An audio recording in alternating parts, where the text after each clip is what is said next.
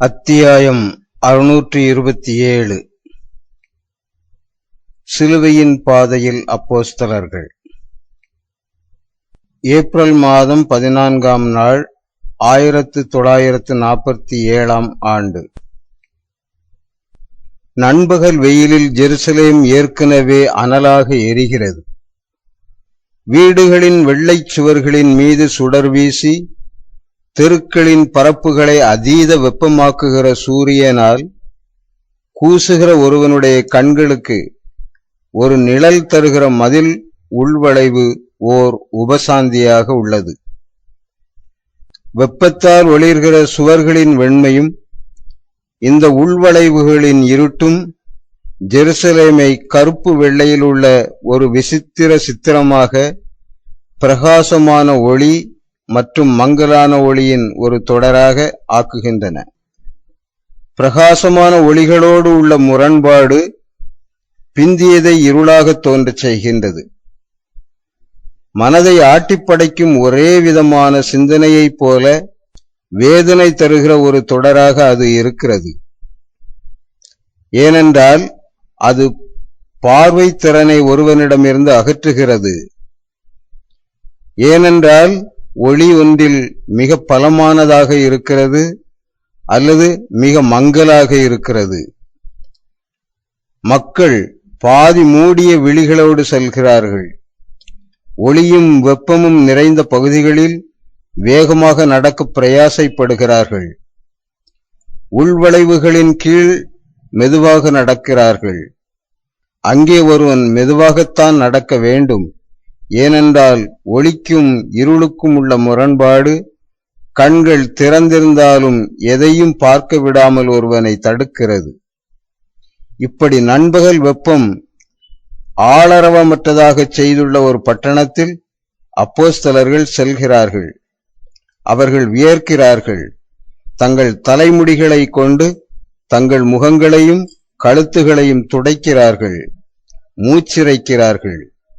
ஆனால் பட்டணத்தை விட்டு வெளியேற வேண்டி வருகிற போது உள்வளைவுகளின் ஆறுதல் அதற்கு மேல் அவர்களுக்கு இல்லை. மதில்களை ஒட்டிச் சென்று வெப்பத்தினால் ஒளிர்கிற புழுதியின் கண்ணை பறிக்கும் ஒரு நாடாவைப் போல வடக்கு நோக்கியும் தெற்கு நோக்கியும் சென்று மறைகிற சாலை ஒரு தீச்சுளை தளத்தை பார்க்கும் எண்ணத்தை தருகிறது. அதிலிருந்து எழும்பும் வெப்பம் ஓர் அடுப்பிலிருந்து வரும் வெப்பத்தை போல் இருக்கிறது. அது ஒருவனுடைய நுரையீரலை வறண்டு போகச் செய்யும் வெப்பமாயிருக்கிறது. மதில்களுக்கு அப்பால் உள்ள சிற்றோடையில் சூரியன் உலர்ந்த மண்டையோடுகளைப் போல வெண்ணிறமாக ஆகியிருக்கிற கற்களின் படுகையின் மத்தியில் மிக கொஞ்சமான தண்ணீர் மெதுவாக ஓடுகிறது. அப்போஸ்தலர்கள் அந்த நீரோடையை நோக்கி ஓடி அதில் தண்ணீர் குடிக்கிறார்கள். தங்கள் தலைமுடிகளை அதற்குள் அமிழ்த்துகிறார்கள். தங்கள் முகங்களை கழுவிய பிறகு இன்னும் நீர் சொட்டி கொண்டிருக்கிற தலைமுடிகளை தங்கள் தலைமீது போட்டுக் கொள்ளுகிறார்கள். அதில் அந்த மெல்லிய நீரோடையில் அவர்கள் தங்கள் வெற்று பாதங்களை கழுவுகிறார்கள். இது ஒரு மிக குறைச்சலான சூட்டு தணிவுதான். நெருப்பின் மேல் தொங்கிக் கொண்டிருக்கிற ஒரு பானையிலிருந்து ஊற்றப்பட்டது போல அந்த தண்ணீர் சூடாயிருக்கிறது. இது சூடாகவும் மிக கொஞ்சமாகவும் இருக்கிறது. சேற்றைப் போலவும் கடுங்கார நீரைப் போலவும் சுவையோடு இருக்கிறது என்கிறார்கள் அவர்கள். அவர்கள் கொல்கொத்தாவில் 15 நாட்களுக்கு முன் அந்த மஞ்சள் நிற மலையின் மீது மெல்லியதாக காணப்பட்ட அடர்த்தியற்ற புல்லை சுட்டரிக்கிற வெயில் காய்ந்து போக செய்திருக்கிற பொசுக்குகிற கொல்கத்தாவில் ஏறத் தொடங்குகிறார்கள். இப்போதும் முள் தாவரங்களின் விரைப்பான மிக அபூர்வமான குஞ்சங்கள் மட்டும் உள்ளன.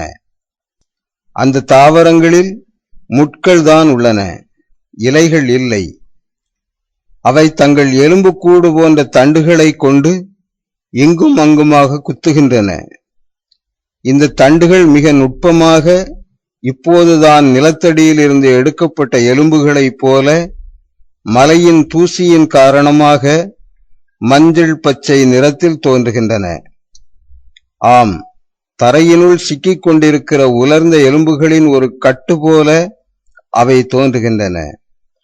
அவற்றில் 2 சாண் உயரமுள்ள ஒரு நேரான தண்டுக்கு பிறகு திடீரென வளைந்து ஓவியனின் வண்ணத்தட்டை போல 5 குச்சிகளாக முடிகிற ஒரு முட்தாவரம் இருக்கிறது. அது உண்மையாகவே யாராவது கடந்து போகிறவனை பிடித்து அந்த பயங்கர கனவுகளின் இடத்தில் வைத்துக் கொள்வதற்காக நீட்டப்பட்டிருக்கிற ஓர் எலும்புக்கூட்டின் கையை போல் இருக்கிறது. நீங்கள் நீண்ட பாதையில் செல்ல விரும்புகிறீர்களா அல்லது குறுகிய பாதையிலா என்று கேட்கிறார் அந்த மலையில் ஏற்கனவே ஏறியிருக்கிற ஒரே ஒருவரான அருளப்பர். குறுகிய பாதையில் நாம் சீக்கிரம் போவோம், இங்கே உயிர் போகும் அளவுக்கு மூச்சு திணறுகிறது என்று தீவிர சீமோனையும் அல்பேயுசின் யாகப்புறையும் தவிர மற்ற அனைவரும் சொல்லுகிறார்கள். நாம் போவோம். தளமாக பாவப்பட்டிருக்கிற தெருவின் கற்கள் நெருப்பிலிருந்து வெளியே எடுக்கப்பட்ட உலோக பாலங்களைப் போல சூடாயிருக்கின்றன. இங்கே தொடர்ந்து போவது சாத்தியமே இல்லை. அது சாத்தியமில்லை என்கிறார்கள் ஒரு சில மீட்டர்கள் நடந்ததற்கு பிறகு. ஆனாலும் ஆண்டவர் அங்கே அந்த முட்புதர் தெரிகிற இடம் வரைக்கும் ஏறி போனாரே. அவர் ஏற்கனவே காயப்பட்டிருந்தார், சிலுவையையும் அவர் சுமந்து சென்றாரே என்று கூறுகிறார் அருளப்பர். கல்வாரிக்கு வந்து சேர்ந்த நேரத்திலிருந்து அவர் அழுது கொண்டிருக்கிறார். அவர்கள் தொடர்ந்து போகிறார்கள். ஆனால் சீக்கிரத்தில் அவர்கள் முழுவதுமாக களைத்து பலவீனப்பட்டு மூச்சுக்காக தவித்தபடி தரையில் விழுகிறார்கள். நீரோடையில் நனைத்திருந்த அவர்களுடைய தலைமுடிகள் வெயிலால் ஏற்கனவே நன்றாக காய்ந்துவிட்டன. மறுபுறத்திலோ அவர்களது வஸ்திரங்கள் வியர்வையினால் ஈரமாயிருக்கின்றன. மிகச் செங்குத்தாகவும் மிக உஷ்ணமாகவும் இருக்கிறது என்கிறார் பர்த்தலமேயு வேகமாக மூச்சு விட்டபடி. ஆம், மிக அதிகமாக என்று அதை உறுதி செய்கிறார் மிதமிஞ்சின இரத்த ஓட்டத்தினால் தவிக்கிற மத்தேயு. வெயில் எல்லா இடங்களிலும் ஒரே மாதிரியாயிருக்கிறது. ஆனால் மலையுச்சிக்கு போவதற்கு நாம் அந்த சாலையில் செல்வோம். அது நீண்டதுதான், ஆனால் இவ்வளவு கஷ்டப்பட வேண்டியதில்லை. ஆண்டவர் மலையுச்சிக்கு ஏறிப்போக சாத்தியப்படும்படி லோஞ்சினுஸ் அந்த சாலையைத்தான் தேர்ந்தெடுத்தார். அந்த இருண்ட கல் இருக்கிற இடத்தை பார்த்தீர்களா? அங்கே ஆண்டவர் கீழே விழுந்தார். அதோ அங்கே வடக்கு பக்கத்திலிருந்து மலைச்சரிவு செங்குத்தாக எழும்புவதற்கு முன்பாக இருக்கிற பிளவுள்ள இடத்திலிருந்து நாங்கள் பார்த்து கொண்டிருந்தோம். அவர் இறந்துவிட்டார் என்று நாங்கள் நினைத்தோம். அதற்கு மேல் அவர் அசையவே இல்லை. ஓ, அவருடைய தாயாரின் கதறல் இன்னும் அது என்னுள் எதிரொலிக்கிறது. அந்த கதறலை நான் ஒருபோதும் மறக்க மாட்டேன். அவர்களுடைய புலம்பல்களில் எதையும் நான் மறக்க மாட்டேன். ஒருவனை ஒரே ஒரு மணி நேரத்தில் முதியவனாக மாற்றுகிற காரியங்கள் இருக்கின்றன. உலகளவு துயரத்தை அவை தருகின்றன. வாருங்கள், நாம் போவோம். நம் வேத சாட்சியானவர் ஆண்டவர் உங்களைப் போல இவ்வளவு நேரம் இங்கு நிற்கவில்லை என்கிறார் அருளப்பர் அவர்களை வற்புறுத்தியபடி. அதிசயித்தவர்களாக தோற்றம் காட்டியபடி அவர்கள் எழுந்து சுருள் போன்ற பாதையுள்ள கல் பாவப்பட்ட சாலையை தாங்கள் இப்போது செல்லும் வழி இடைவெட்டுகிற இடம் வரைக்கும் சென்று அதன்பின் அந்த கற்சாலையில் செல்லத் தொடங்குகிறார்கள். ஆம், அது அவ்வளவாக செங்குத்தாக இல்லை. ஆனால் சூரியனை பொறுத்தவரை பாதையின் ஓரம் இருக்கிற மலைச்சரிவு வெயிலால் ஏற்கனவே பொசுக்கப்பட்டிருக்கிற வழிப்போக்கர்களின் மீது அதன் வெப்பத்தை பிரதிபலிப்பதால் அதன் வெப்பம் இன்னும் பலமாயிருக்கிறது. ஆயினும் இந்த நேரத்தில் நம்மை ஏன் இங்கே மேலே வரச் செய்ய வேண்டும்? நாம் நம் பாதங்களை எங்கே வைக்கிறோம் என்று காணும் அளவுக்கு போதுமான வெளிச்சம் வந்ததும் விடியற் காலத்தில் அவர் நம்மை இங்கே வரச் செய்திருக்க முடியாதா? இன்னும் மேலாக நாம் மதில்களுக்கு வெளியே இருந்தோம். மதில் வாசல்கள் திறக்கப்பட காத்திராமலே நாம் வந்திருக்க முடியும். அவர்கள் தங்களுக்குள் குறைபட்டு கொண்டு முணுமுணுக்கிறார்கள். பெரிய வெள்ளிக்கு பிறகும் அவர்கள் மனிதர்களாக இன்னமும் எப்போதும் மனிதர்களாகவே இருக்கிறார்கள். அது மரிக்கும்போது கூட வெற்றியின் நாயகராக எப்போதும் இருக்கிற கிறிஸ்துவின் ஒரு துயர நிகழ்ச்சி என்பதை விட அதிகமாக அவர்களுடைய அகங்காரமும் கோழைத்தனமும் உள்ள மனுஷீகத்தின் துயர நிகழ்ச்சியாகவே இருக்கிறது. மக்கட்கூட்டத்தின் ஓசானா கூச்சல்களால் அவர்கள் போதையேறி இருந்த போதும், லாசர் வீட்டில் சுவையான உயர்தரமான விருந்துகளை பற்றி நினைப்பதில் அதிக குதூகூலம் அடைந்த போதும் தாங்கள் இருந்ததைப் போல இப்போதும் அவர்கள் மனிதர்களாகவே இருக்கிறார்கள். வரவிருந்த புயலின் சகல அடையாளங்கள் மற்றும் எச்சரிக்கைகளின் மட்டில் செவிடர்களாகவும் குருடர்களாகவும் மந்தமனம் உள்ளவர்களாகவும் இருந்தது போல அல்பேயுசின் யாகப்பெறும் தீவிர சீமோனும் மௌனமாக அழுகிறார்கள். அருளப்பரின் கடைசி வார்த்தைகளுக்கு பிறகு பிரவேந்திரரும் இதற்கு மேல் முறையிடவில்லை. அருளப்பர் இப்போதும் தாம் நினைவுபடுத்திக் கொள்கிறவற்றை பேசுகிறார். அவருடைய சிந்தனைகள் ஒரு சகோதரனுடைய கண்டிப்பாக முறையிடாதபடி ஓர் அறிவுரையாக இருக்கின்றன. அவர் சொல்கிறார், அவர் இங்கே வந்த நேரம் இதுதான். அவர் ஏற்கனவே வெகு நேரமாக நடந்திருந்தார். ஓ, ராப்போஜன அறையை விட்டு புறப்பட்ட பிறகு ஒரு கணம் முதலாய் அவருக்கு ஓய்வில்லை என்று என்னால் சொல்ல முடியும். அது மிக வெப்பமான நாளாகவும் இருந்தது. நெருங்கி வரும் புயலின் வெப்பம் அங்கிருந்தது. அதிக காய்ச்சலால் அவர் எரிந்து கொண்டிருந்தார். அவர் முகத்தில் ஒரு லினன் துணியை தான் வைத்தபோது நெருப்பை தொட்ட உணர்வு தனக்கு இருந்ததாக நிக்கே கூறுகிறாள். ஸ்திரீகளை அவர் சந்தித்த இடம் இங்குதான் எங்கோ இருக்க வேண்டும். நாங்கள் எதிர்பக்கத்தில் இருந்ததால் அந்த சந்திப்பை நாங்கள் பார்க்கவில்லை. ஆனாலும் நிக்கேயும் மற்ற ஸ்திரீகளும் எங்களுக்கு சொன்னது இதுதான், வாருங்கள் நாம் போவோம். பல்லக்குகளிலேயே எல்லா இடங்களுக்கும் செல்வதை வழக்கமாக கொண்டிருந்த ரோமை ஸ்திரீகள் கூட காலையிலிருந்து அவர் சாவுக்கு தீர்வையிடப்பட்ட 3ஆம் மணி வேளையிலிருந்தும் சூரியனுக்கு திறப்பாயிருந்த இந்த சாலையில் மேல் நோக்கி நடந்து சென்றார்கள் என்பதை மட்டும் நினைத்து பாருங்கள். ஓ, அஞ்ஞான ஸ்திரீகளாகிய அவர்கள் எல்லாரையும் முந்திச் சென்றார்கள். ஏதாவது ஒரு காரணத்திற்காக அங்கே வராதிருந்த மற்றவர்களை எச்சரிப்பதற்காக அவர்கள் அடிமைகளை அனுப்பினார்கள். அவர்கள் தொடர்ந்து செல்கிறார்கள். அந்த சாலை எரிகிற ஒரு வதைப்பாக இருக்கிறது. அவர்கள் தள்ளாடவும் செய்கிறார்கள்.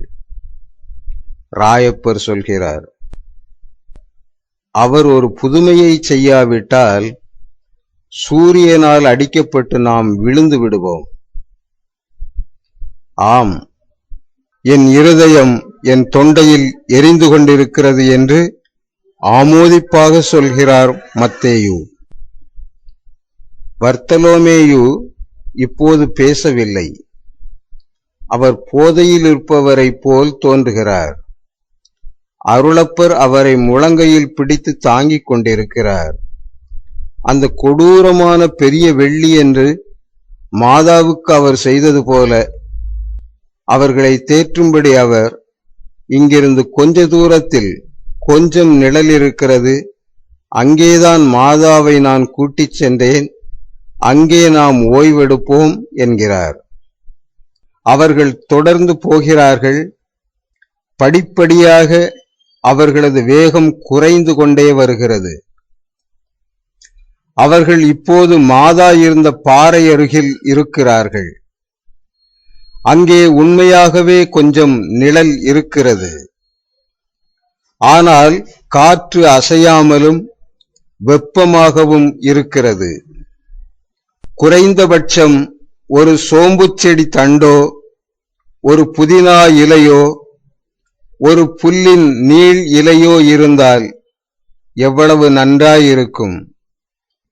என் வாய் நெருப்பின் பக்கத்தில் வைக்கப்பட்டிருக்கிற பார்ச்மெண்ட் காகிதம் போல் இருக்கிறது. ஆனால் ஒன்றுமில்லை, ஒன்றுமில்லை என்று முனகுகிறார் தோமையார். அவருடைய நரம்புகள் கழுத்திலும் நெற்றியிலும் புடைத்திருக்கின்றன. நான் ஒரு துளி தண்ணீருக்காக என் மீதமுள்ள வாழ்க்கையையே கொடுத்து விடுவேன் என்கிறார் செபதேயுவின் யாகப்பர்.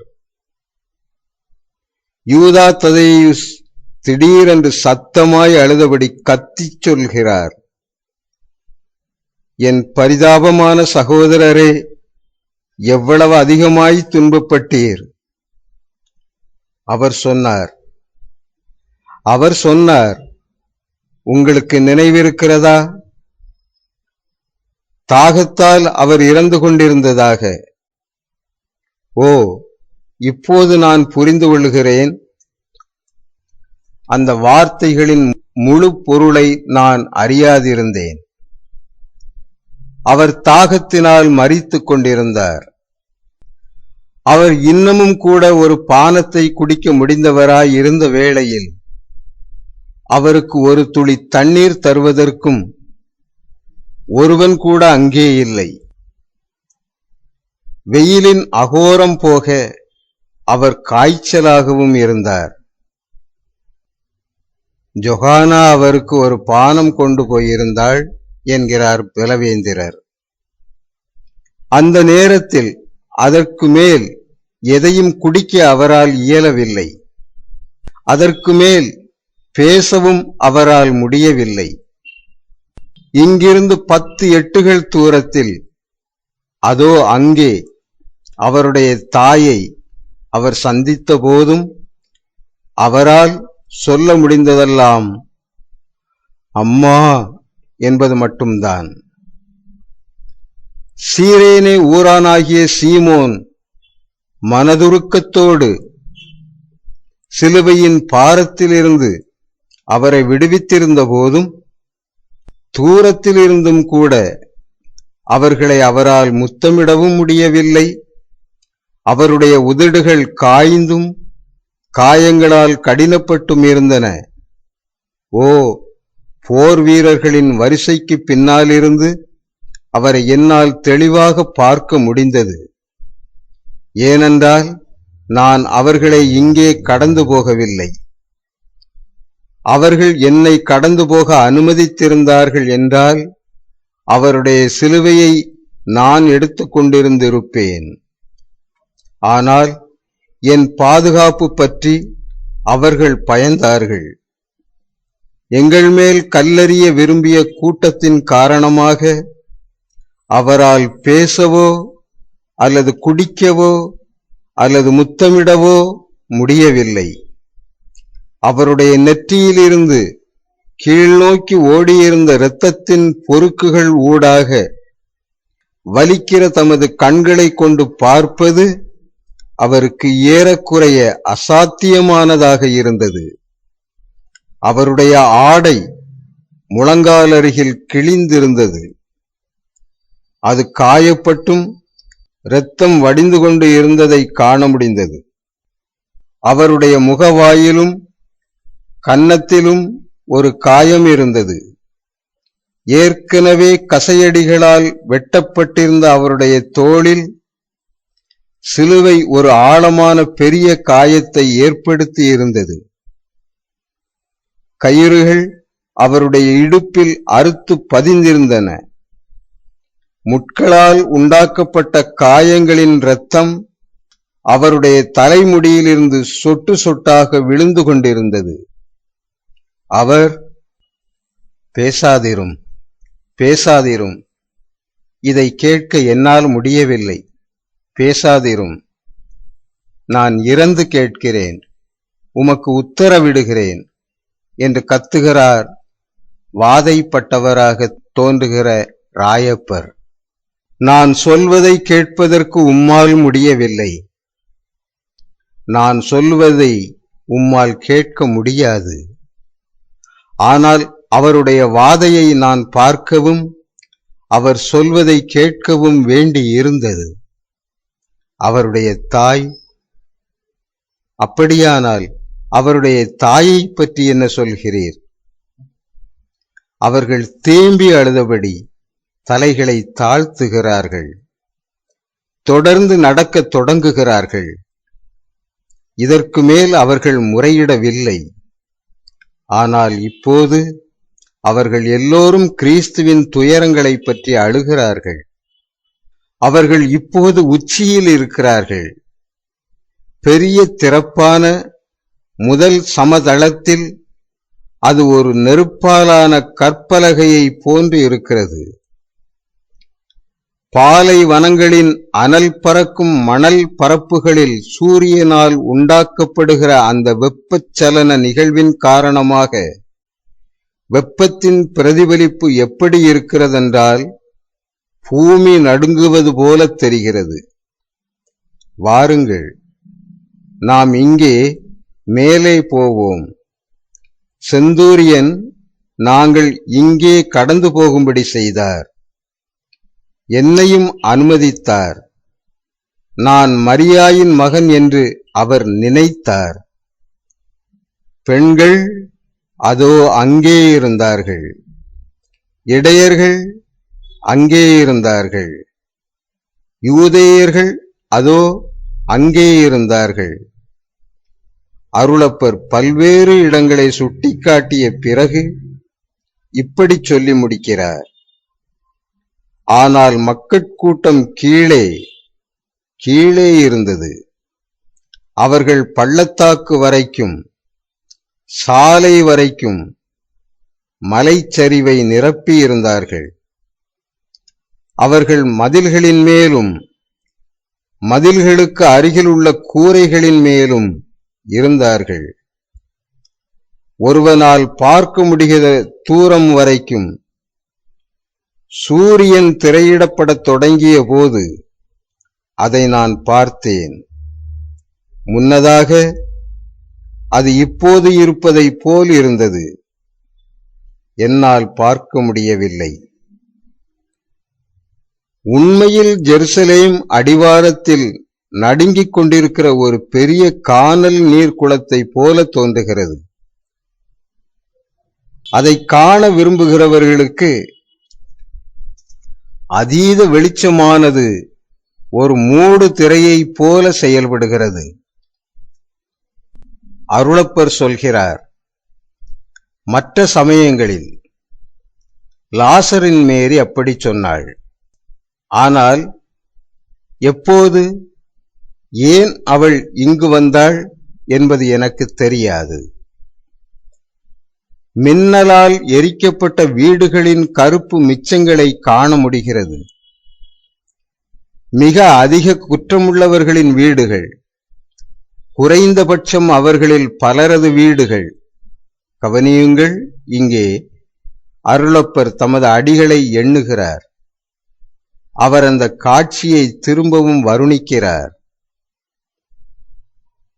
லோஞ்சினுஸ் இங்கே இருந்தார், மாதாவும் நானும் இதோ இங்கே இருந்தோம். இங்கேதான் மனம் திரும்பிய கள்ளனின் சிலுவை இருந்தது. அங்கே மற்றொருவனுடைய சிலுவை இருந்தது. இங்கேதான் அவர்கள் அவருடைய ஆடைகளின் மேல் சீட்டு போட்டார்கள். அவர் மரித்தபோது அதோ அங்கேதான் மாதா விழுந்தார்கள். இதோ இங்கே இருந்துதான் அவருடைய இருதயம் ஊடுருவப்படுவதை நான் பார்த்தேன். ஏனென்றால் அவருடைய சிலுவை இதோ இங்கே இருந்தது. அருளப்பர் முழந்தாளிட்டு சிலுவையின் குறுக்கு மரத்துக்கு அடியிலும் செங்குத்தான மரத்தை சுற்றியும் இரத்தத்தால் மூடப்பட்டிருந்த மண் முழு நீளத்திற்கும் வெட்டி எடுக்கப்பட்டிருந்த தரை மீது தம் முகத்தை பதிய வைத்து ஆராதிக்கிறார். இவ்வளவு இறுக்கமாகவும் அதை ஒரு நெருக்கமான தோடு போலவும் ஆக்கியிருக்கிற கற்களும் இடிபாடுகளும் கலந்துள்ள இவ்வளவு மண்ணையும் ஏறத்தாழ ஒரு முழம் அளவுக்கு ஆழமாக தோண்டி எடுப்பதற்கு முதலே நாள் மிக கடினமாக வேலை செய்திருக்க வேண்டும்.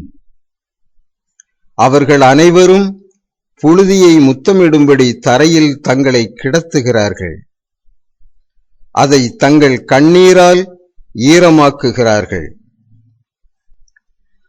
அருளப்பர்தான் முதலில் எழுந்திருக்கிறார். தேவ சிநேகத்தோடு அப்போஸ்தலர்களின் மீது இரக்கமற்றவராக அவர் ஒவ்வொரு நிகழ்ச்சியாக நினைவு கூர்கிறார். அவர் இப்போது சூரிய வெப்பத்தை உணரவில்லை. யாருமே அதை உணரவில்லை. நீரை கலந்த திராட்சை ரசத்தை சேசு எப்படி குடிக்க மறுத்தார் என்றும், எப்படி அவர் தமது உடைகளை கழற்றி தம் தாயின் முக்காட்டு துகிலை அணிந்து கொண்டார் என்றும், மிக மோசமாக கசைகளால் அடிக்கப்பட்டவராகவும் காயப்பட்டவராகவும் அவர் எப்படி தோன்றினார் என்பதையும், எவ்வாறு அவர் சிலுவையின் மீது படுத்து முதல் ஆணிக்கு எப்படி கத்தினார் என்றும், அதன்பின் தமது தாய் அதிகம் துன்பப்படாதபடி எப்படி அவர் கத்தாமல் இருந்தார் என்றும், அவர்கள் அவருடைய மணிக்கட்டை எப்படி புண்ணாக்கினார்கள், சரியான இடத்திற்கு அவரது கையை இழுப்பதற்காக அதை அவர்கள் எப்படி பிசகி போகச் செய்தார்கள் என்றும், முழுவதுமாக அவர் ஆணிகளால் அறையப்பட்ட பிறகு ஆணிகளை அடித்து மடக்குவதற்காக அவர்கள் எப்படி சிலுவையை புரட்டி போட்டார்கள், மற்றவர்கள் கேட்கக்கூடிய விதமாய் மூச்சிறைத்து கொண்டிருந்த அவர் மேல் அது எப்படி பாரமாக விழுந்தது என்றும், திரும்பவும் சிலுவை எப்படி திருப்பப்பட்டு அவர்கள் கயிறுகளை இழுக்க அது உயர்த்தப்பட்டு அதற்குரிய குழிக்குள் விழுந்து மண் அணைக்கப்பட்டது என்றும், எப்படி அவருடைய கரங்களை கிழித்தபடி அவருடைய சரீரம் கீழே இறங்கி நின்றது, முள்முடி அப்போது எப்படி அசைந்து அவருடைய தலையை கீறியது என்றும், அவர் பரலோகத்தில் இருக்கிற தம் பிதாவிடம் பேசிய வார்த்தைகளையும், தம்மை சிலுவையில் அறைந்தவர்களுக்காக பொறுத்தல் கேட்டதும் மனம் திரும்பிய கள்ளனை மன்னித்ததுமாகிய வார்த்தைகளையும், தம் தாயாரிடமும் அருளப்பரிடமும் அவர் பேசிய வார்த்தைகளையும், உலகம் முழுவதையும் எதிர்த்து நிற்பதில் மிக வெளிப்படையாக வீரத்துவத்தோடு இருந்த சூசையும் நிக்கோதேமுசும் வந்து சேர்ந்ததையும், மரியம் மதலேனின் தைரியத்தையும், தம்மை கை நிகழ்ந்த பிதாவை நோக்கி அவர் கதறிய சொல்லொண்ணாத வேதனையுள்ள கூக்குரலையும், அவருடைய தாகத்தையும், பிச்சு கலந்த காடியையும், அவருடைய கடைசி அவஸ்தையையும், அவர் தம் தாயாரிடம் செய்த மிக பலவீனமான மன்றாட்டையும், அவருடைய ஆத்துமம் வாதையின் காரணமாக ஏற்கனவே மரணத்தை தொடுகிற புள்ளியில் இருக்கும்போது மாதா பேசிய வார்த்தைகளையும், அவர் தம்மையே துறந்து கடவுளிடம் தம்மை ஒப்புக் கொடுத்ததையும், அவருடைய பயங்கரமான கடைசி வலிப்பையும், உலகத்தை நடுங்கச் செய்த அந்த இறுதி பேரொலியையும், அவர் மரித்துவிட்டதை கண்டபோது மாதாவின் அலறலையும் அருளப்பர் விவரிக்கிறார். பேசாதிரும், பேசாதிரும், பேசாதிரும் என்று அலறுகிறார் ராயப்பர். அவர் ஈட்டியால் குத்தப்படுகிறவராக தோன்றுகிறார். மற்றவர்களும் பேசாதிரும் பேசாதிரும் என்று சொல்லி அவரை கெஞ்சுகிறார்கள். இனி சொல்வதற்கு என்னிடம் ஒன்றுமில்லை, பலி முடிந்துவிட்டது. அவருடைய அடக்கம் அது நமது வாதை, அவருடையதல்ல. மாதாவின் வியாகுலத்தை தவிர மற்றபடி வேறு மதிப்பு எதுவும் இல்லை. நமது வாதை அது ஒருவேளை பரிவிரக்கத்திற்கு தகுதியுள்ளதாயிருக்கிறதா? நமக்காக இரக்கத்தை கேளாமல் நாம் அதை அவருக்கு தருவோம். நாம் எப்போதும் துயரத்தையும் கடும் சோர்வையும் சுய மறுப்பையும் அவருக்கு மட்டுமே ஒதுக்கிவிட்டு அவற்றை மிக அதிகமாக எப்போதும் நாம் தவிர்த்தே வந்திருக்கிறோம். நேசிக்கப்படுவதன் மகிழ்ச்சிக்காகவும் அவருடைய ராஜ்யத்தில் பெரியவர்களாயிருக்கும் அகங்காரத்தினாலும் மட்டுமே அவரை நாம் நேசித்தாலும், அவருடைய துயரத்தில் அவரை நாம் நேசிக்காமல் இருந்ததாலும் உண்மையாகவே நாம் தகுதியற்ற சீடர்களாகவே இருந்திருக்கிறோம். இப்போது இனி அப்படி இல்லை. இங்கே அது இனிமேல் அப்படி இராதென்று நாம் இங்கே ஆணையிட வேண்டும். இது ஒரு பலிபீடமாயிருக்கிறது. பரலோகத்தையும் பூலோகத்தையும் பார்த்தபடி அது இங்கே உயரத்தில் இருக்கிறது. இப்போது மகிழ்ச்சி அவருக்கு, சிலுவை நமக்கு. நாம் இதை ஆணையிடுவோமாக. நம் ஆத்துமங்களுக்கு சமாதானம் தருவதற்கான ஒரே வழி இதுதான். இங்கே நசரேத்தூர் சேசு மெசையா ஆண்டவர் இரட்சகரும் மீட்பருமாயிருக்கும்படியாக இறந்தார்.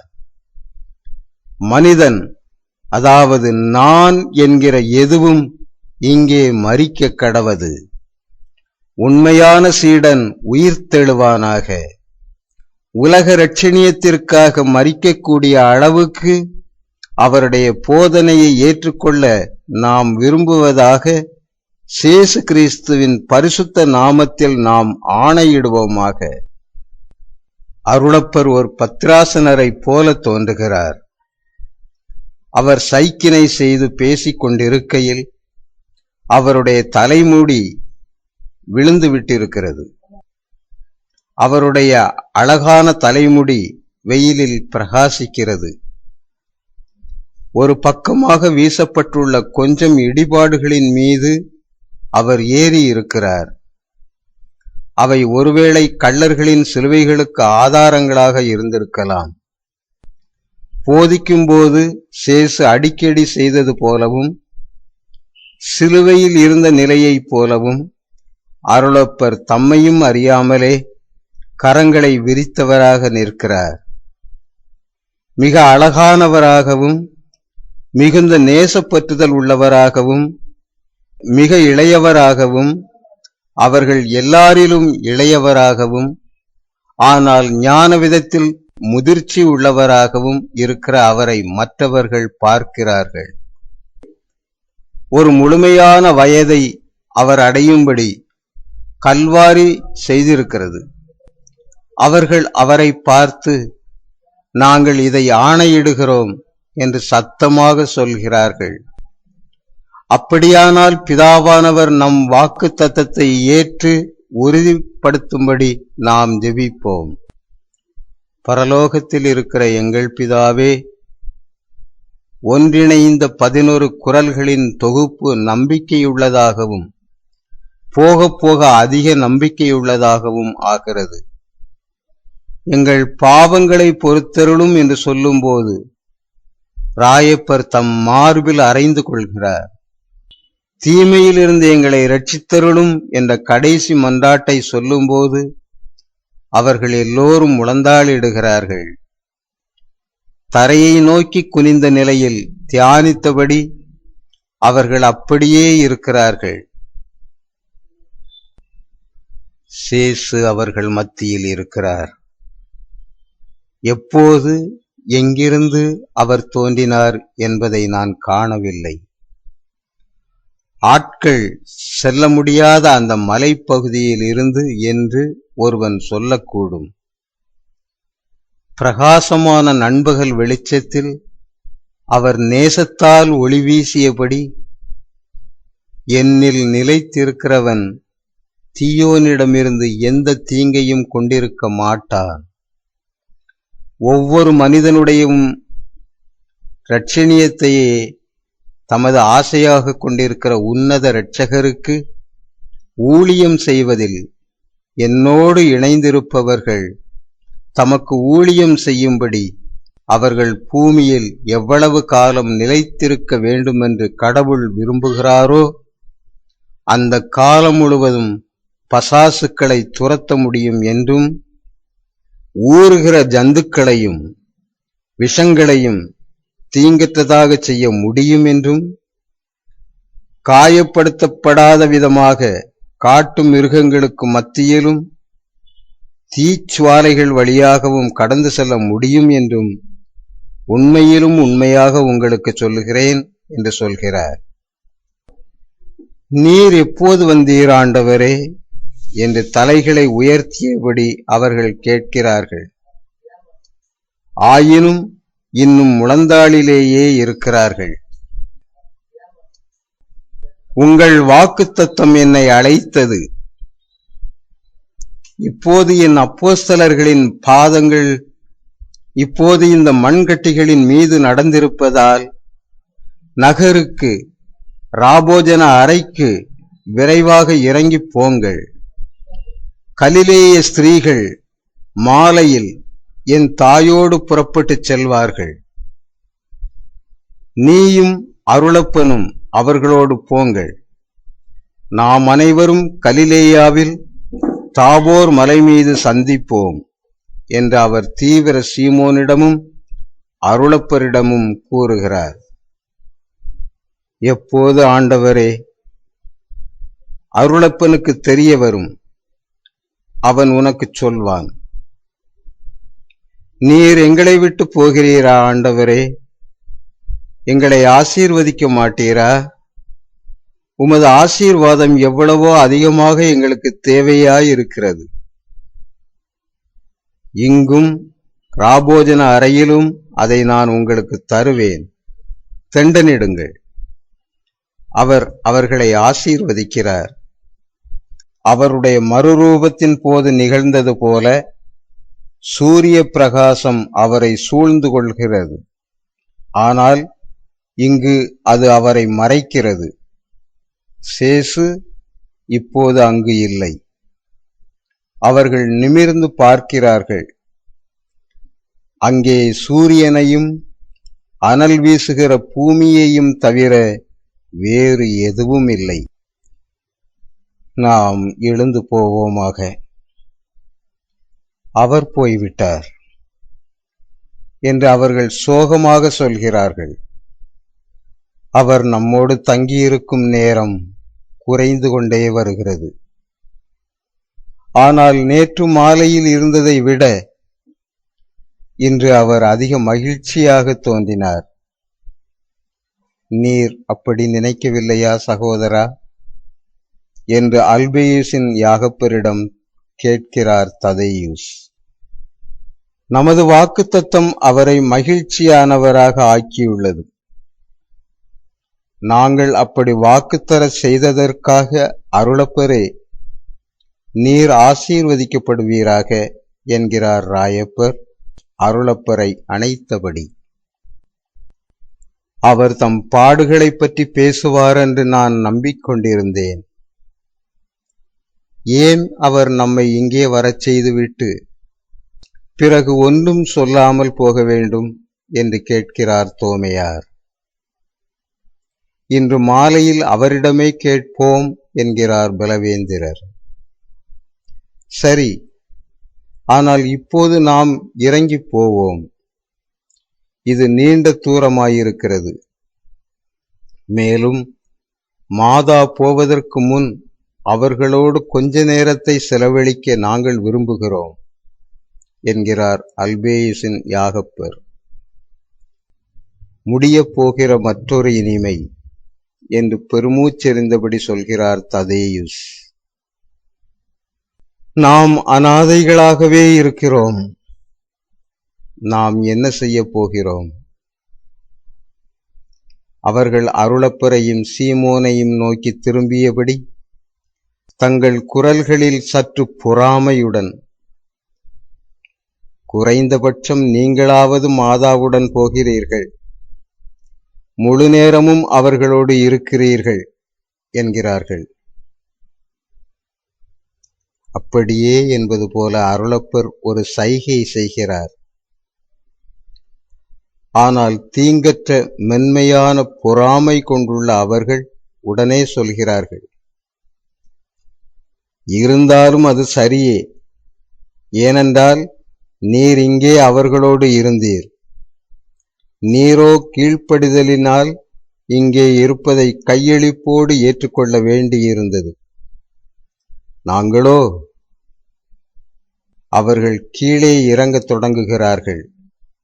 ஆனாலும் கீழே இருக்கிற இரண்டாவது சமதளத்தில் அவர்கள் தங்கள் பாதங்களை ஊன்றும் அதே நேரத்தில் வெயிலில் அந்த செங்குத்தான சாலையில் இருந்து வந்து சேருகிற ஒரு பெண்ணை அவர்கள் பார்க்கிறார்கள். அவள் எதுவும் பேசாமல் அவர்களை மேலும் கீழும் பார்க்கிறாள்.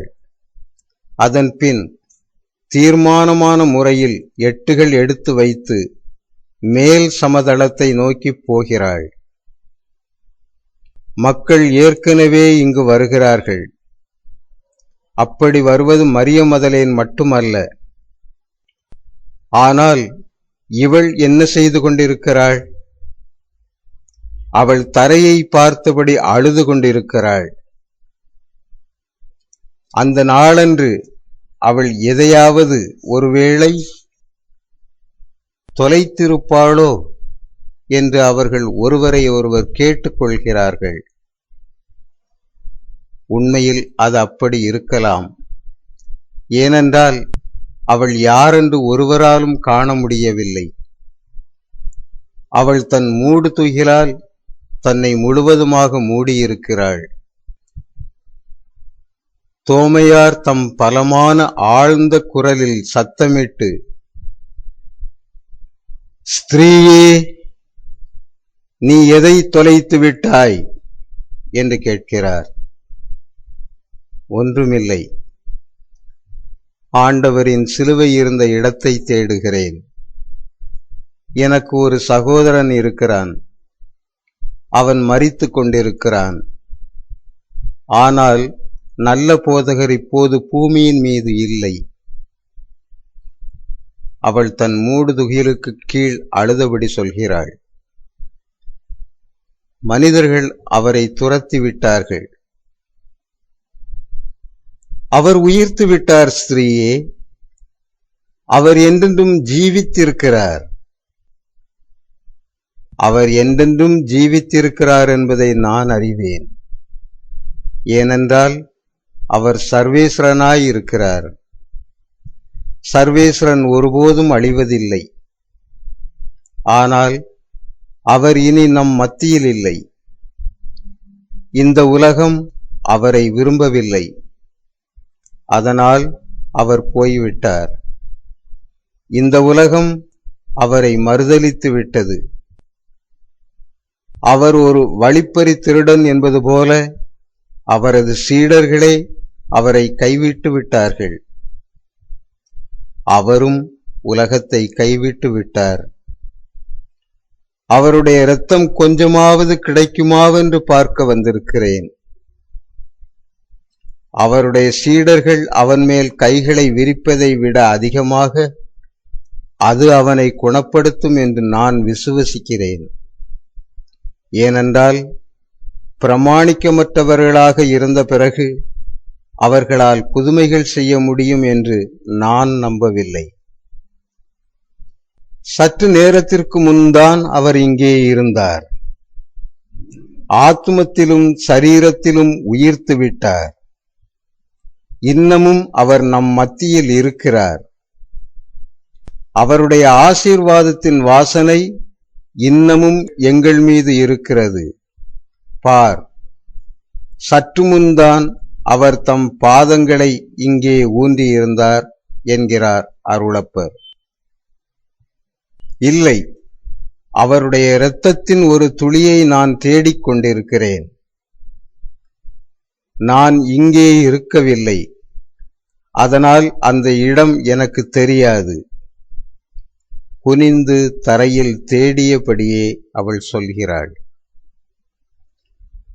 அருளப்பர் அவளிடம் சொல்கிறார், அவருடைய சிலுவை இருந்த இடம் இதுவே. நான் இங்கே இருந்தேன். நீர் இங்கே இருந்தீரா? ஒரு நண்பராகவா, அல்லது அவரை சிலுவையில் அறைந்தவர்களில் ஒருவனாகவா? அவருக்கு மிக பிரியமான சீடர்களில் ஒரே ஒருவர் மட்டும் அவருடைய சிலுவை அடியில் இருந்தார் என்றும், அவருக்கு பிரமாணிக்கமான இன்னும் சில சீடர்கள் இங்கே பக்கத்தில் இருந்தார்கள் என்றும் மக்கள் சொல்கிறார்கள். ஆனால் அவருடைய கொலைஞர்களில் ஒருவனிடம் நான் பேச விரும்பவில்லை. நான் அல்ல ஸ்திரீயே, பார், சிலுவை இருந்த இந்த இடத்தில் அவர்கள் தோண்டி எடுத்த பிறகும் கூட மண் அவருடைய இரத்தத்தால் இன்னமும் சிவப்பாயிருக்கிறது. அவருடைய இரத்தம் மண்ணில் ஆழமாக ஊடுருவிச் செல்லும் அளவுக்கு அவர் ஏராளமான இரத்தத்தை இழந்தார். இதை எடுத்துக்கொள், உன் விசுவாசத்திற்கு சன்மானம் அளிக்கப்படுவதாக. அருளப்பர் சிலுவை இருந்த இடத்திலுள்ள குழியில் தம் விரல்களால் தோண்டி கொஞ்சம் சிவப்பான மண்ணை எடுத்திருக்கிறார். அதை அந்த பெண் ஒரு சிறிய லினன் துகிலில் வைக்கிறாள். அவருக்கு நன்றி கூறிவிட்டு தன் பொக்கிஷத்துடன் அங்கிருந்து விரைவாகப் போகிறாள். நாம் யாரென்று வெளிப்படுத்தாமல் இருந்ததில் நீர் சரியான காரியத்தை செய்தீர். நீர் யாரென்று ஏன் நீர் சொல்லவில்லை என்கிறார்கள் அப்போஸ்தலர்கள். வழக்கம்போல மனித சிந்தனைகள் முரண்படுகின்றன. அருளப்பர் அவர்களை பார்க்கிறார், ஆனால் ஒன்றும் பேசவில்லை. செங்குத்தான கல் பாவப்பட்ட சாலையில் இறங்க புறப்படுகிறவர்களுள் அவரே முதலாவதாயிருக்கிறார். ஏறுவதை விடவும் இறங்குவது அதிக எளிதாக இருந்தாலும் வெயில் இன்னமும் அதிக வெப்பமாயிருக்கிறது. கொல்கொத்தாவின் அடிவாரத்தை அவர்கள் அடைகிறபோது உண்மையாகவே அவர்கள் மிகவும் தாகமாயிருக்கிறார்கள். ஆனால் இப்போது அந்த நீரோடையில் சில ஆடுகளும் சில ஆயர்களும் இருக்கிறார்கள். சாயங்காலத்திற்கு முன் ஆடுகளை மேய்ச்சல் உள்ள இடத்திற்கு ஓட்டிச் செல்லும்படி அவர்கள் நிச்சயமாக ஏதாவது பக்கத்திலுள்ள ஆட்டுப்பட்டியில் இருந்து வந்திருக்க வேண்டும். தண்ணீர் சேராக கலங்கி இருக்கிறது, குடிக்க முடியாததாக இருக்கிறது. அவர்களுடைய தாகம் எவ்வளவு அதிகமாயிருக்கிறதென்றால், பர்த்தலோமேயு ஒரு இடையனிடம் பேசி, உன் குடுவையில் ஒரு துளியாவது தண்ணீர் வைத்திருக்கிறாயா என்று கேட்கிறார். அந்த மனிதன் அவர்களை கடுமையாக பார்த்துவிட்டு மௌனமாயிருக்கிறான். அப்படியென்றால் கொஞ்சம் பாலாவது? உன் ஆடுகளின் பால்மடிகள் பருத்திருக்கின்றன, அதற்கு நாங்கள் பணம் கொடுப்போம். குடிப்பதற்கு குளிர்ச்சியான ஏதாவது ஒரு பானம்தான் எங்களுக்கு பிரியமானதாயிருக்கும். ஆனாலும் இப்போது ஏதாவது ஒரு பானம் போதும். தங்கள் குருவை கைவிட்டு விட்டவர்களுக்கு என்னிடம் தண்ணீரும் கிடையாது, பாலும் கிடையாது, உமக்கு தெரியுமா? எனக்கு உம்மை அடையாளம் தெரிகிறது. ஒரு நாள் பெத்சூரில் நான் உம்மை பார்த்தேன். நீர் சொல்வதை கேட்டேன். நீர்தான், என்னிடம் கேட்கிற நீரேதான்.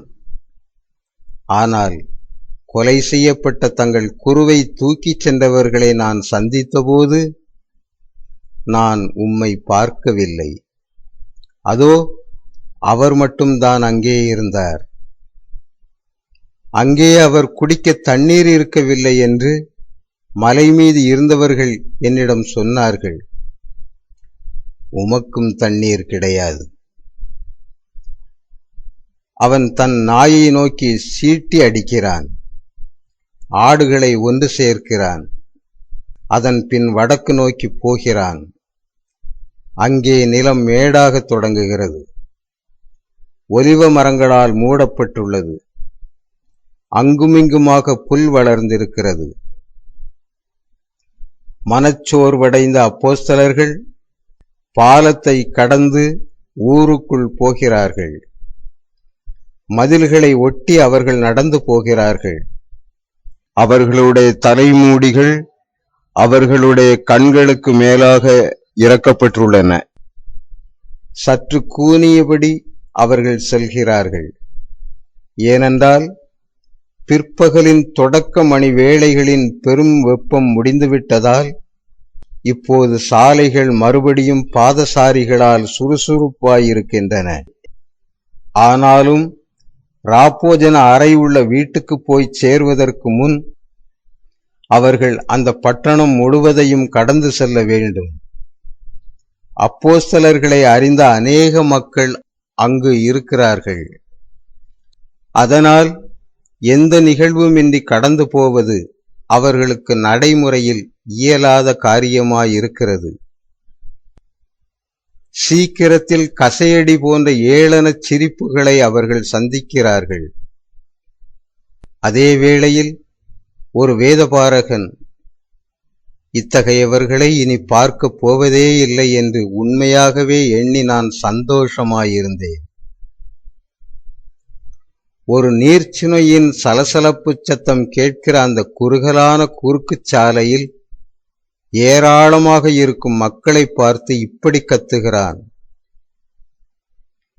இதோ அவர்கள், பாருங்கள், பெரும் அரசனுடைய படையில் எஞ்சியவர்கள் இங்கே இருக்கிறார்கள். கெடுப்பவனுடைய வீரத்துவமிக்க பலவீனமான இருதயமுள்ள சீடர்கள். இகழ்ச்சியும் பரிகாசமும் அவர்கள் மேல் வரக்கடவது. மேலும் பைத்தியக்காரர்கள் மேல் ஒருவன் கொள்ளும் பரிதாப இரக்கமும் அவர்கள் மேல் வரட்டும். அதுவே இழிவான பரிகாசங்களின் ஒரு அமளிக்கு தொடக்கமாயிருக்கிறது. அவர் துன்பப்பட்டுக் கொண்டிருந்த போது நீங்கள் எங்கே இருந்தீர்கள் என்று சிலர் கத்துகிறார்கள். சிலர், இப்போது அவன் ஒரு கள்ள தீர்க்கதரிசி என்பதை நம்புகிறீர்களா என்கிறார்கள். இன்னும் சிலர், அவனை வீணாக திருடிக்கொண்டு போய் ஒளித்து வைத்தீர்கள். அவனுடைய போதனை அழிந்துவிட்டது. நசரேயன் இறந்துவிட்டான். யெகோவா மின்னலை கொண்டு அந்த கலிலேயனை தாக்கிவிட்டார். அவனோடு உங்களையும் என்கிறார்கள். சிலர் ஒரு போலியான பரிவிரக்கத்தோடு, அவர்களை விட்டுவிடுங்கள், அவர்கள் அதை அறிந்து திருந்திவிட்டார்கள், மிக தாமதம்தான், ஆனாலும் சரியான தருணத்தில் ஓடிவிட்டார்களே என்று பரிகசிக்கிறார்கள். அப்போஸ்தலர்கள் பக்கமாய் சாய்வதாக தோன்றுகிற பெண்கள் அதிகம் இருக்கிற பொதுஜனங்களிடம் சிலர் ஒரு சிறு சொற்பொழிவு நடத்துகிறார்கள்.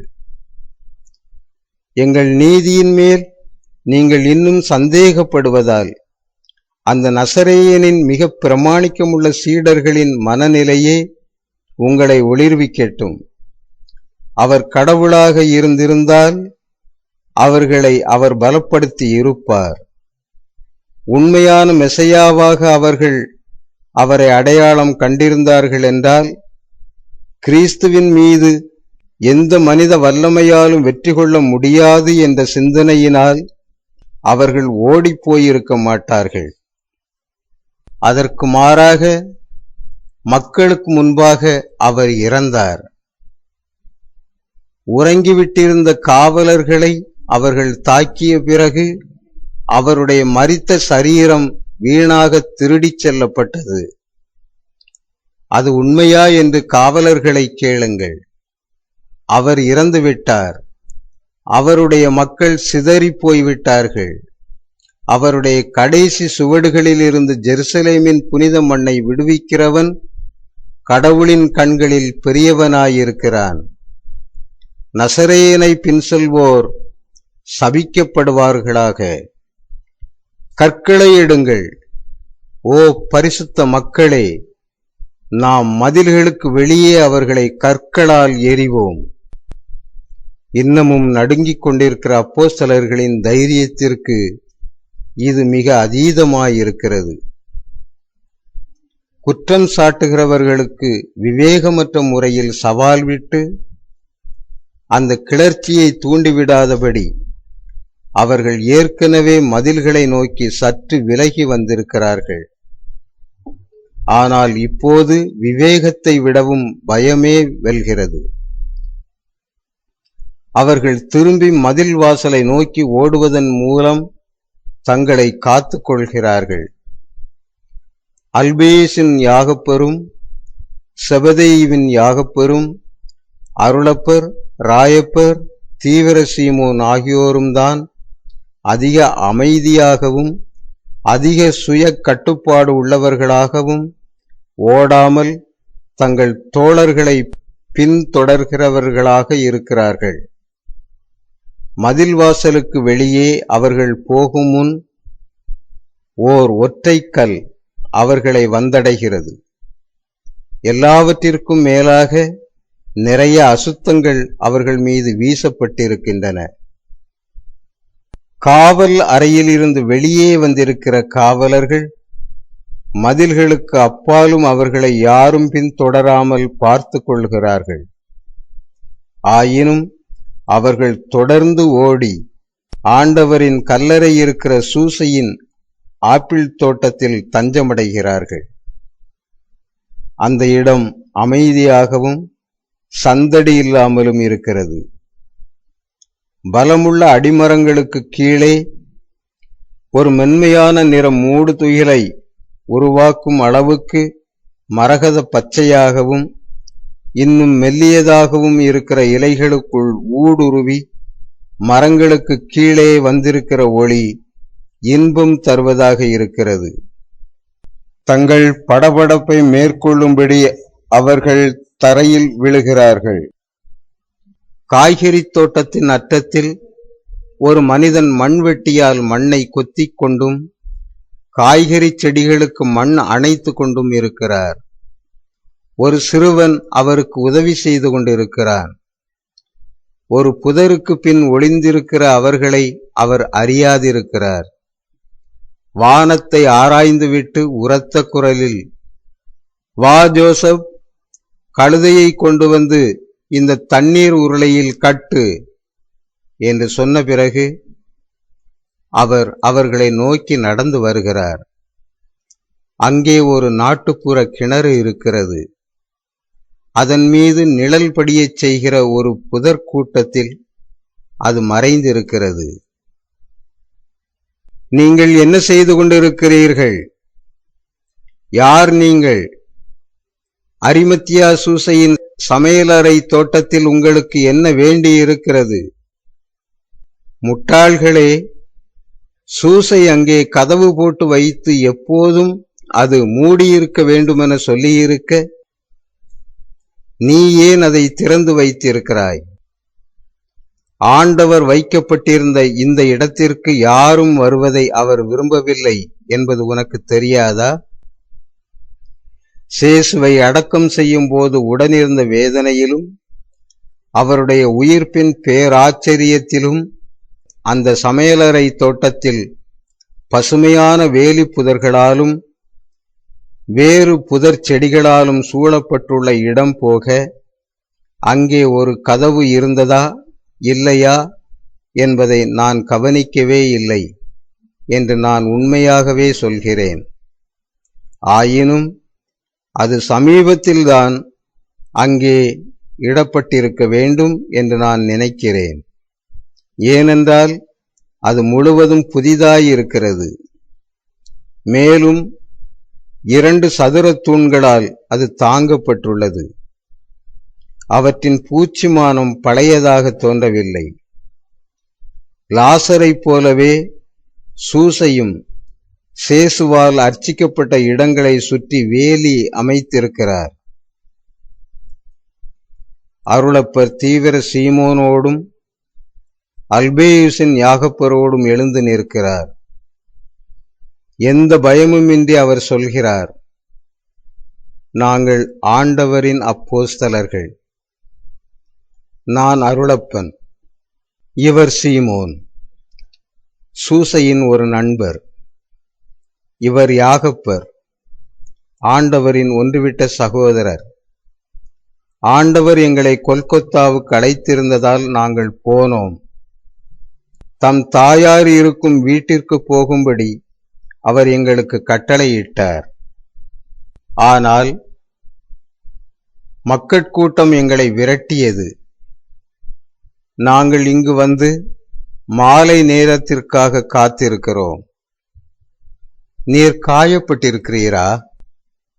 நீர் நீர் வாருங்கள், நான் உங்களுக்கு உதவி செய்கிறேன். தாகமாயிருக்கிறீர்களா? உங்களுக்கு மூச்சிறைக்கிறது. பையா, சீக்கிரம் கொஞ்சம் தண்ணீர் எடு.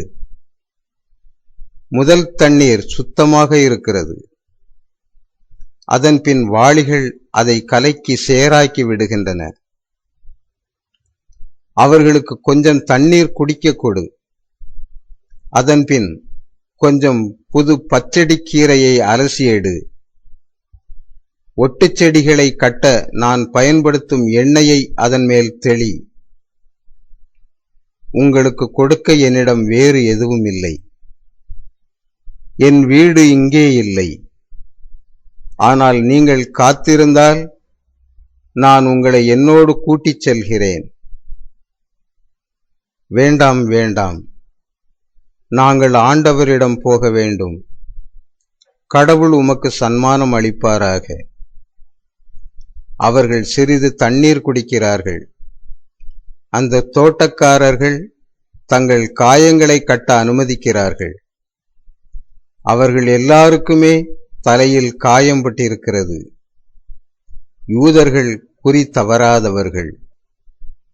வெளியே சாலைக்கு சென்று மக்களுடைய கவனத்தை ஈர்க்காதபடி யாராவது ஒற்றன் இருக்கிறானா என்று பார்த்து வா என்று தோட்டக்காரர் சிறுவனுக்கு உத்தரவிடுகிறார்.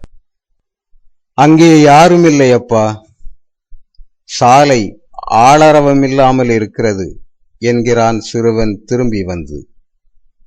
வாசலை நோக்கியும் ஒரு பார்வை பார்த்துவிட்டு சீக்கிரம் திரும்பி வா. அவர் சில பெருஞ்சீரக செடி தண்டுகளை பிடுங்கி அவர்களுக்கு கொடுக்கிறார். பழமரங்களில் இப்போதுதான் மலர்கள் இல்லாமல் போயிருக்கிறது என்பதால் பயற்றங்காய்களையும் அந்த சோம்பு தண்டுகளையும் தவிர அவர்களுக்கு தர தன்னிடம் ஒன்றுமில்லை என்று மன்னிப்பு கேட்கிறார். சிறுவன் திரும்பி வருகிறான். யாருமில்லை அப்பா, கதவுக்கு மறுபக்கத்தில் சாலை வெறிச்சோடி இருக்கிறது. அப்படியானால் நாம் போவோம். கழுதையை வண்டியில் பூட்டி பூண்டுகளின் கழிவுகளை வண்டியில் ஏற்று. நாட்டுப்புறத்திலிருந்து திரும்பி வரும் மனிதர்களைப் போல் நாம் தெரிவோம். என்னோடு வாருங்கள். நீங்கள் நீண்ட பாதையில் சுற்றி போக வேண்டும். ஆயினும் கல்லடி படுவதை விட அது நல்லது. எப்படியும் நாங்கள் நகருக்குள் நுழைந்துதான் ஆக வேண்டியிருக்கிறது. ஆம், ஆனாலும் வேறு பகுதியில் இருண்ட சந்துகளின் வழியாக நாம் போவோம். பயப்படாமல் வாருங்கள். அந்த பலமான வாயிற்கதவை அவர் ஒரு பெரிய சாவியால் பூட்டுகிறார். வயதானவர்களை வண்டியில் ஏறச் செய்கிறார்.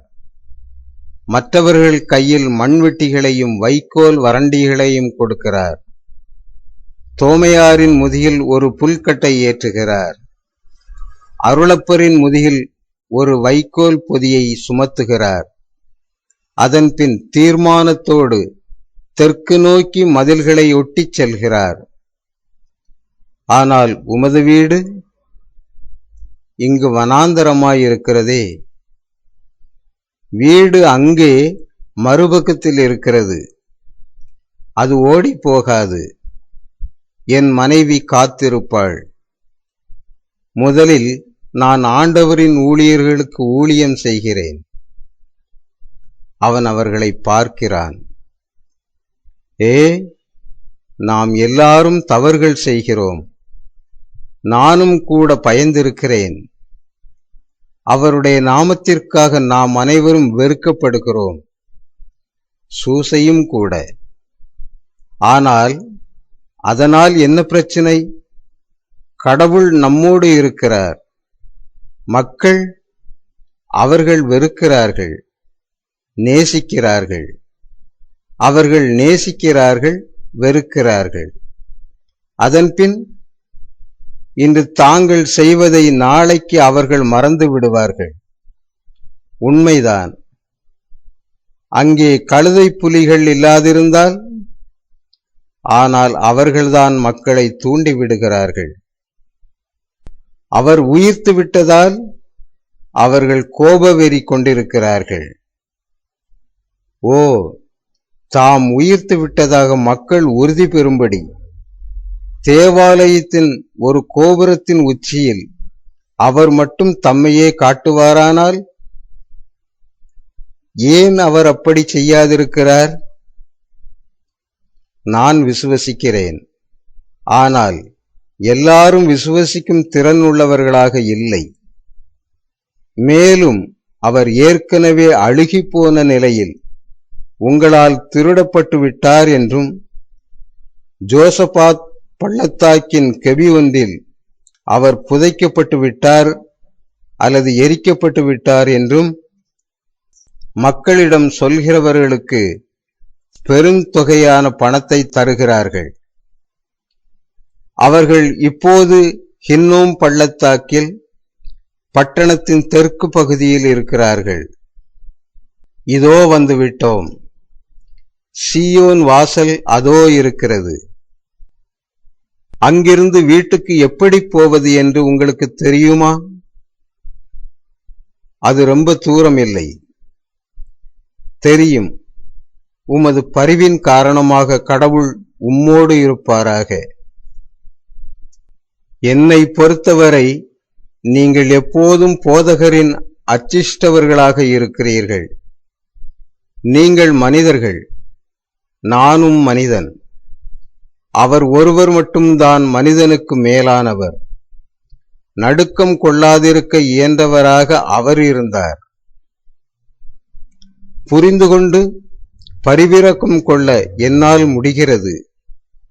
இன்று பலவீனர்களாக இருக்கிற உங்களுக்கு சொல்லுகிறேன், நாளை நீங்கள் பலமுள்ளவர்களாயிருப்பீர்கள்.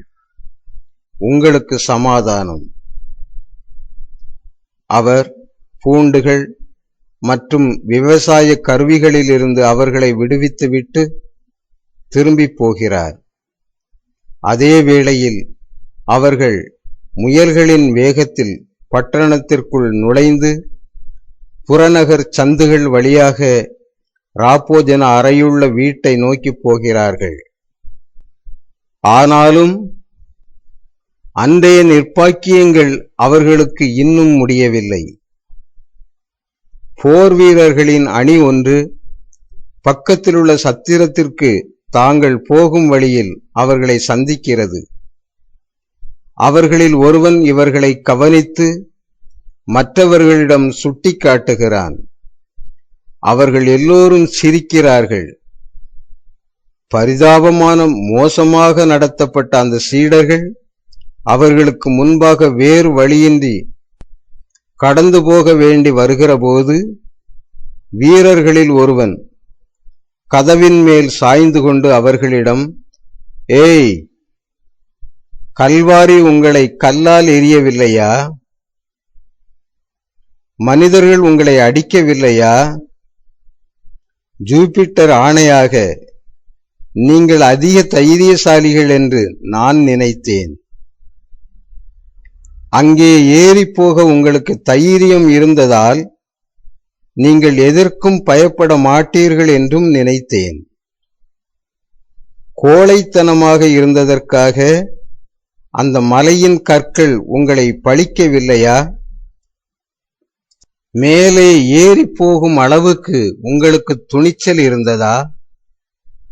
குற்றமுள்ள மனிதர்கள் தங்கள் பாவங்களை தங்களுக்கு நினைவூட்டுகிற இடங்களிலிருந்து ஓடிப்போவதை நான் பார்த்திருக்கிறேன். ரோமை பழிவாங்கும் தெய்வம் நெமேசிஸ் அவர்களை துரத்துகிறாள். அப்போது நீங்கள் இரக்கத்தினால் நடுக்கம் கொள்ளாததால் இன்று கடும் அச்சத்தினால் நீங்கள் நடுங்கும்படி ஒருவேளை அவள்தான் உங்களை அங்கே இழுத்துச் சென்றிருப்பாள். ஒரு ஸ்திரீ, அநேகமாக அந்த சத்திரத்தின் எஜமானி வாசலுக்கு வந்து சிரிக்கிறாள். ஒரு ஸ்திரீ, அநேகமாக அந்த சத்திரத்தின் எஜமானி வாசலுக்கு வந்து சிரிக்கிறாள். ஒரு போக்கிரியின் அச்சுறுத்தும் முகத்தை அவள் கொண்டிருக்கிறாள். கிரீச்சிடும் குரலில் அவள் கத்துகிறாள். எபிரேய பெண்களே, உங்கள் உதரங்களின் தயாரிப்புகளை வந்து பாருங்கள். ஆபத்து நீங்கினவுடன் தங்கள் குகைகளை விட்டு வெளியே வருகிற அருவருப்புக்குரிய பொய்யர்கள்.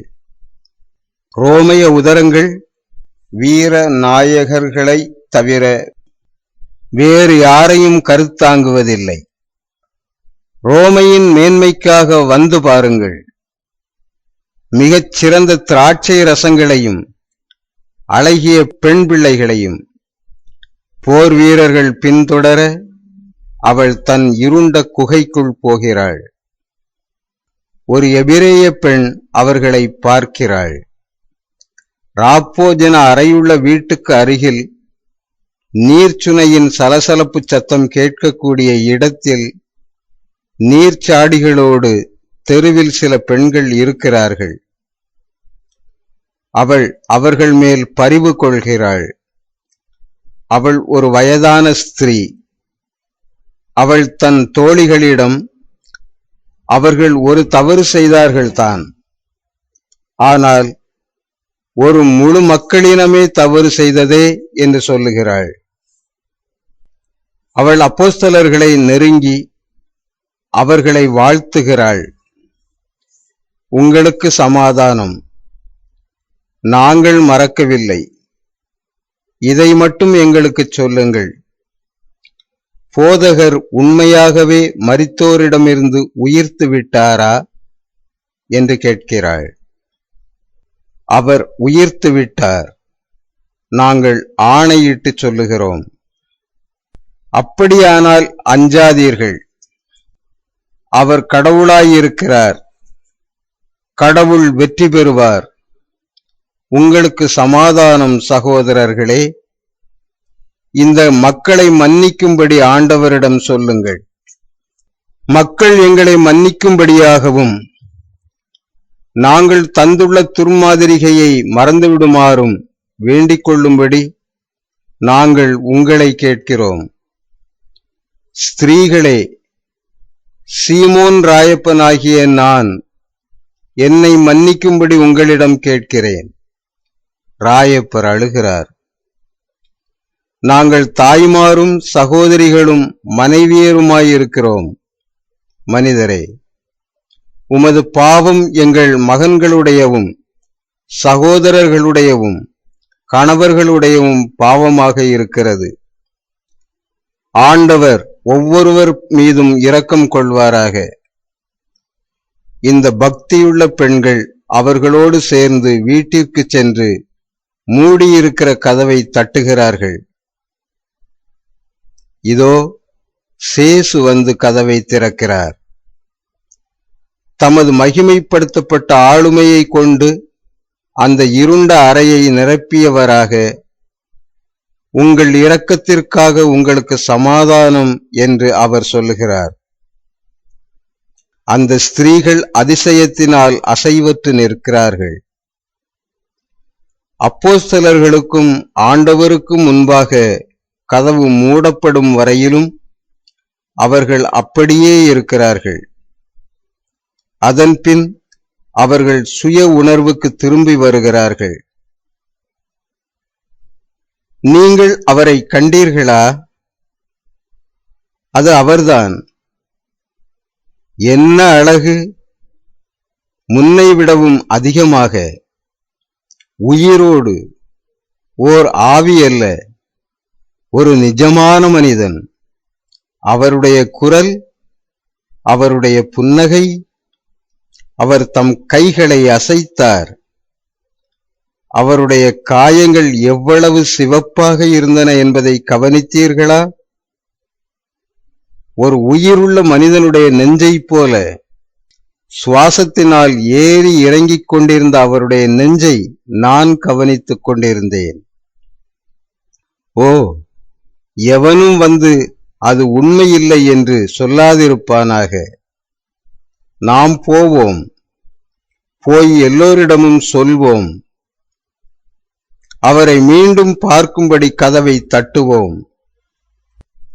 நீ என்ன சொல்லுகிறாய்? அவர் தேவசுதனாயிருக்கிறார். அவர் உயிர்த்திருக்கிறார்.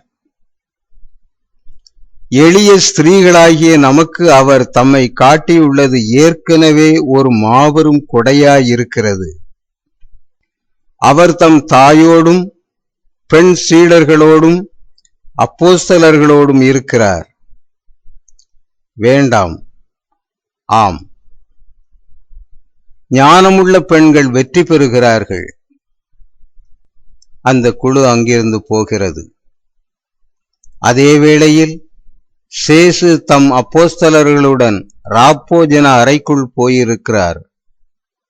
அவர் அவர்களை கவனித்துப் பார்த்து புன்சிரிக்கிறார்.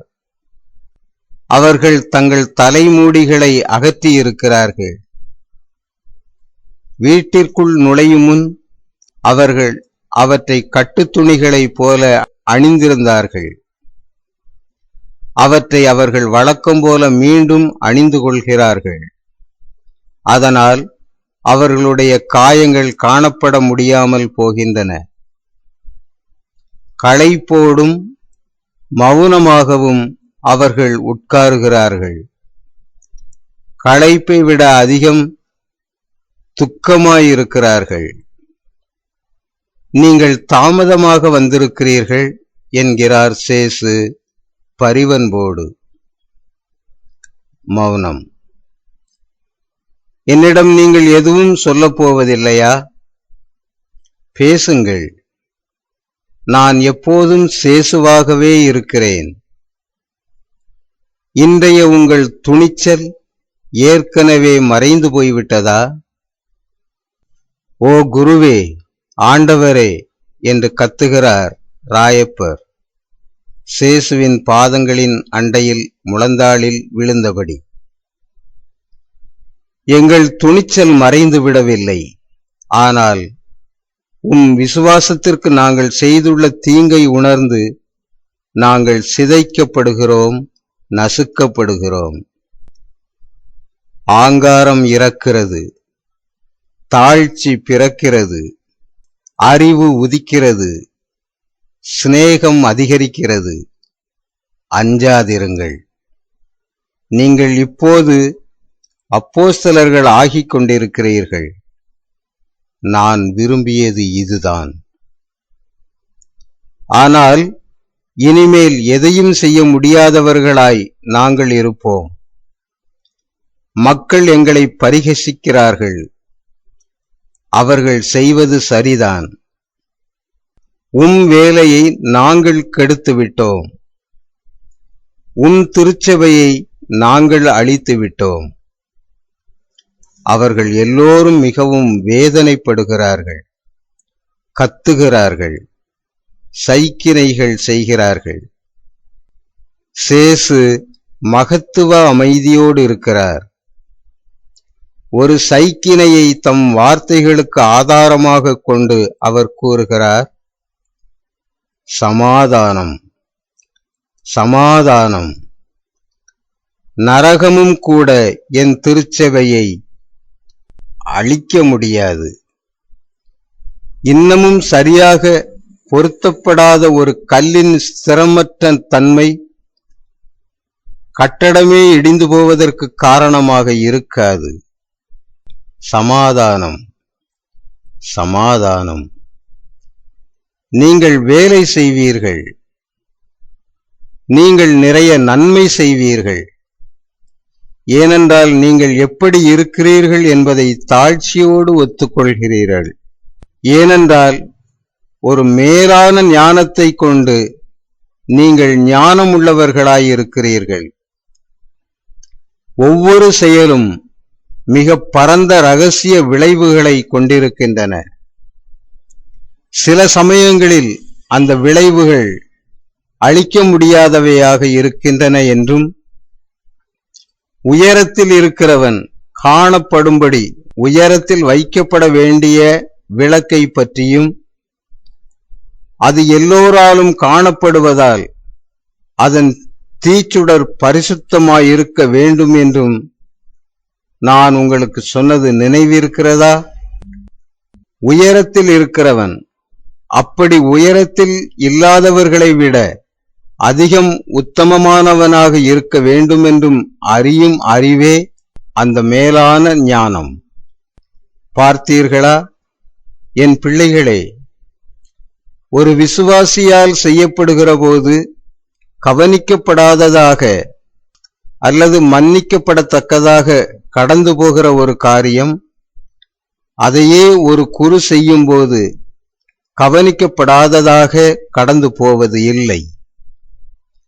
அப்போது மக்களின் தீர்ப்பு கடுமையாயிருக்கும்.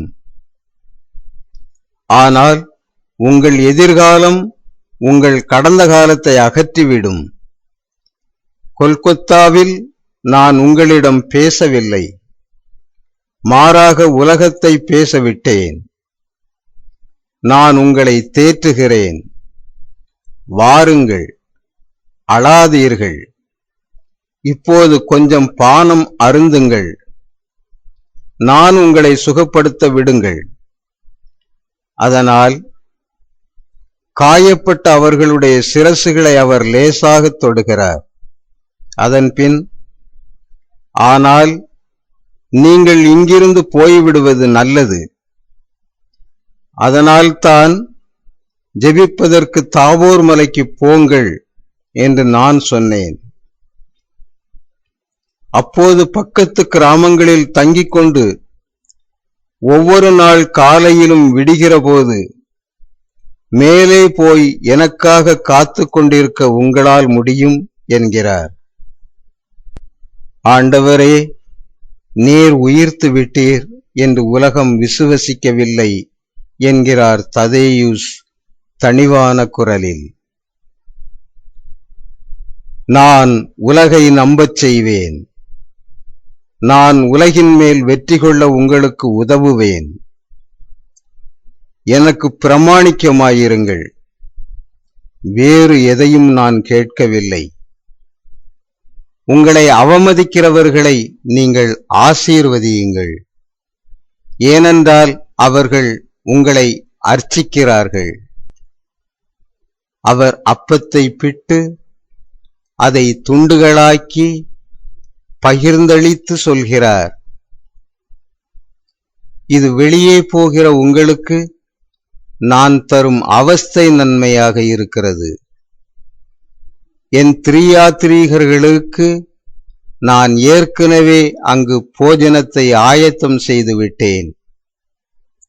எதிர்காலத்தில் உங்களை விட்டுச் செல்கிற உங்கள் மத்தியில் உள்ளவர்களுக்கு நீங்களும் இவ்வாறே செய்யுங்கள். விசுவாசிகள் அனைவரிடமும் தந்தைக்குரிய அன்போடு இருங்கள். நான் எதையெல்லாம் செய்கிறேனோ அல்லது எதையெல்லாம் உங்களை செய்ய வைக்கிறேனோ அதையெல்லாம் நீங்களும் செய்யுங்கள். எதிர்காலத்தில் சிலுவையின் ஸ்தலங்களைப் பற்றி தியானித்தபடியும் மக்களை தியானிக்கச் செய்தும் கல்வாரிக்கு திருயாத்திரைகளையும் மேற்கொள்ளுங்கள். காட்சி தியானம் செய்யுங்கள். என் திருப்பாடுகளை காட்சி தியானம் செய்யுங்கள். ஏனென்றால் தற்போதைய மகிமையின் வழியாக அல்லாமல் அந்த பாடுகளின் வழியாகத்தான் நான் உங்களை இரட்சித்திருக்கிறேன். மற்ற அறையில் லாசர் தன் சகோதரிகளோடு இருக்கிறான். என் மாதாவுக்கு பிரியாவிடை அளிக்க அவர்கள் வந்திருக்கிறார்கள். நீங்களும் உள்ளே போகலாம். ஏனென்றால் இன்னும் கொஞ்ச நேரத்தில் என் தாய் லாசரின் வாகனத்தில் புறப்பட்டு விடுவார்கள்.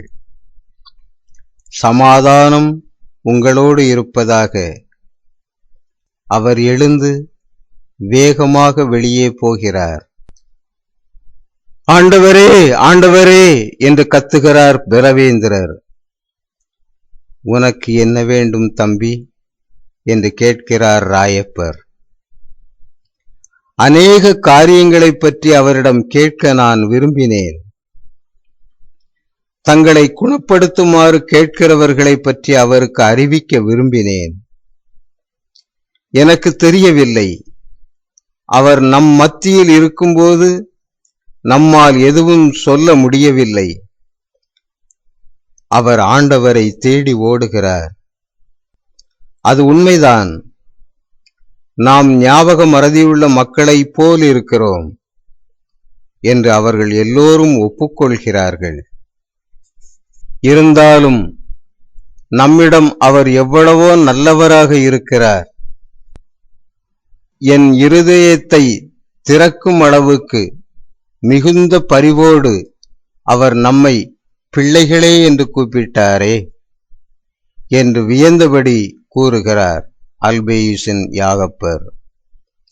ஆனால் இப்போது அவர் எவ்வளவோ அதிகமாக கடவுளாக இருக்கிறார்.